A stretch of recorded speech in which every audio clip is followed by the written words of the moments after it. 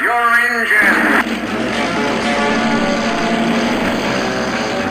Tonight on Backseat Drivers, we talk about Volkswagen.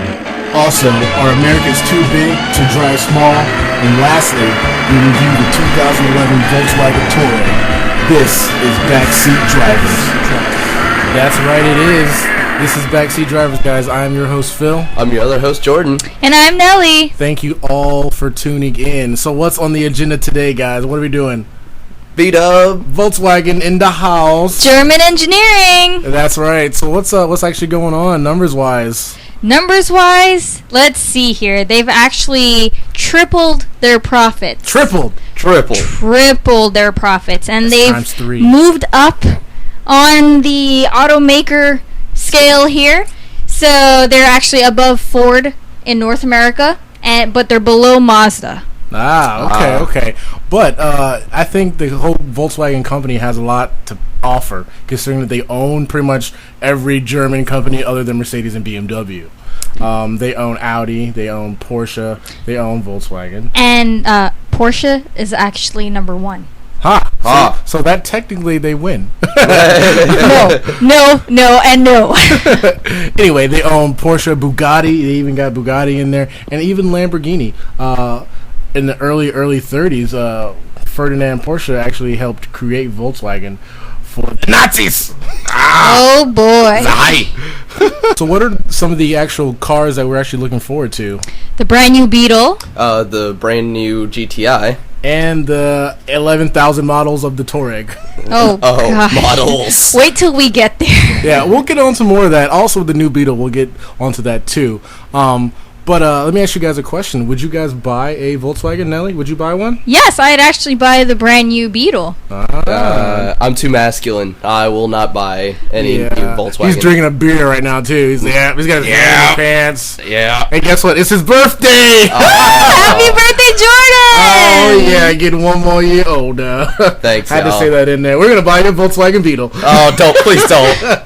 Oh, please it's all don't. good. But I do agree with you on that. The Volkswagen kind of, in my mind, isn't very masculine, especially what happened with the Beetle. Remember they had the, the flower vase thing?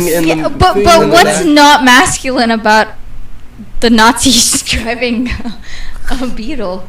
A lot. Actually. Did you see how they walked down the streets? Yeah, that was they had very something feminine. up their ass.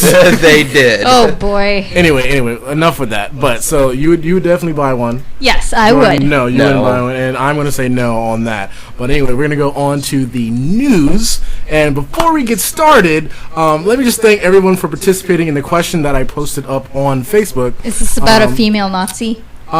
Pretty much. You could say that. Actually, this question was regarding Casey Anthony. She was recently acquitted and released from prison. And my question to everybody was, if you were Casey Anthony, what car would you be driving right now?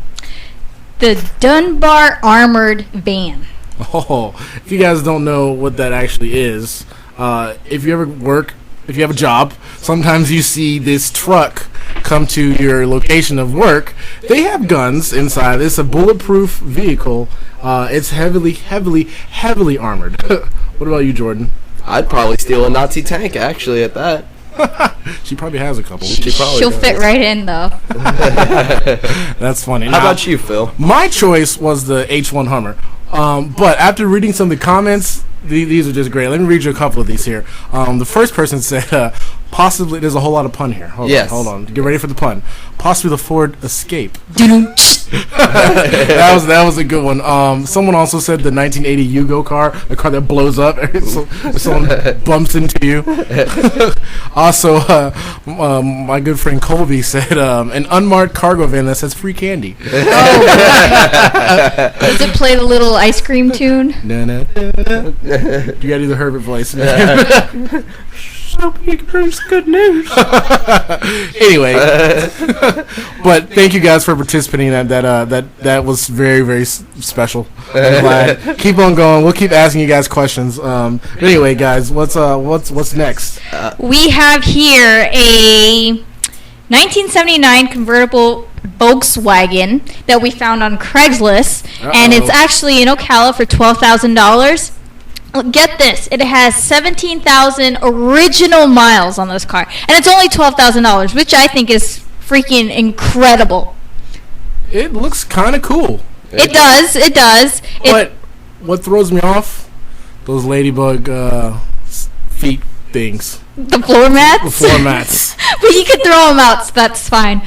It says here that it has a gas heater, and it's black on black, so I don't think it's not very ideal for Florida. But it's a convertible. It's a drop top. So whoever's rocking the ladybug floor mat is going to have their hair blowing in the wind. Well, it runs great, and if you have any questions, you can go ahead and call 352-216-3383.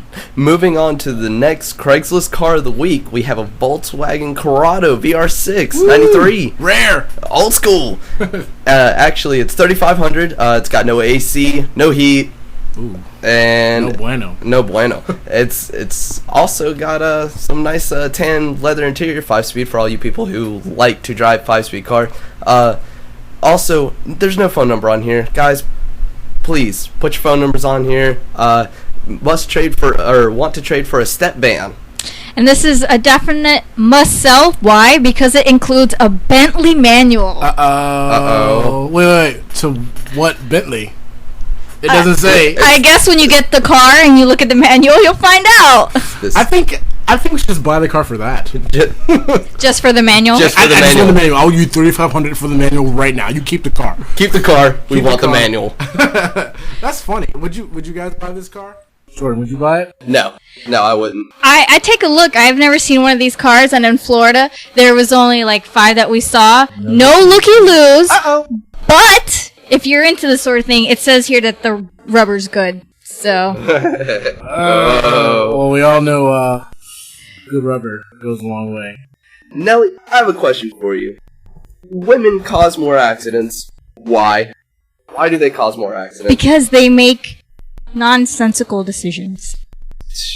That's a great answer. What she's pretty much saying behind the lines is women are stupid. I didn't say that now. That's what she meant. Women are stupid. Most women can't drive. That's what I said. Most women cannot drive. I don't fall in this category. Let me put that right there. Oh, how right Period. you are. End of story. Proving that women's brains are smaller than men. Women's brains are smaller than men, but this doesn't have anything to do with the article. Why do you think women get in more accidents than men? They're easily distracted. They flinch too much. They put on makeup while driving. They do their hair. I think biologically, women are multitaskers, and they try and do multiple tasks while driving. And that's a fatal mistake. Really, really bad idea. Actually, from what I see on this article, really bad at intersections as well. So just stop and pay attention. Just ease your mind a little. Have you ever That's had a panic? because most women are shorter than men, so they can't see out the window at the intersection. Have you ever had a panic attack in an intersection?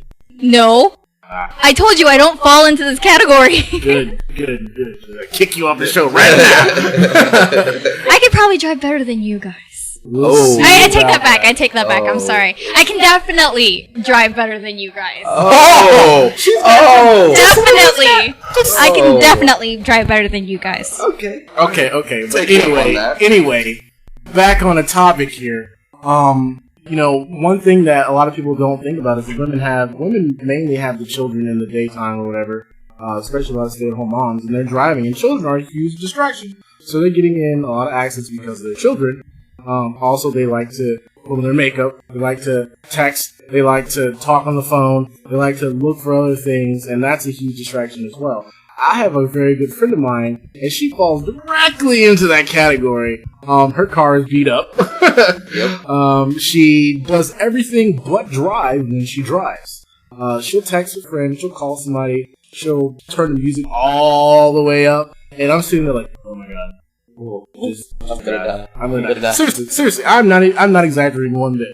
Every time I'm in the car with her, I think I could probably lose my life in the next hour. Why do you keep riding with her though? Because I don't want to pay for gas. But there are many guys out there too that drive with their radio all the way up. They're more techie than females, so they'll use their GPS more, and they'll always look at their phone, and they'll always be texting, and they'll use Pandora and all that stuff, and be looking at the phone at the same time. The guy will tell you he's doing it.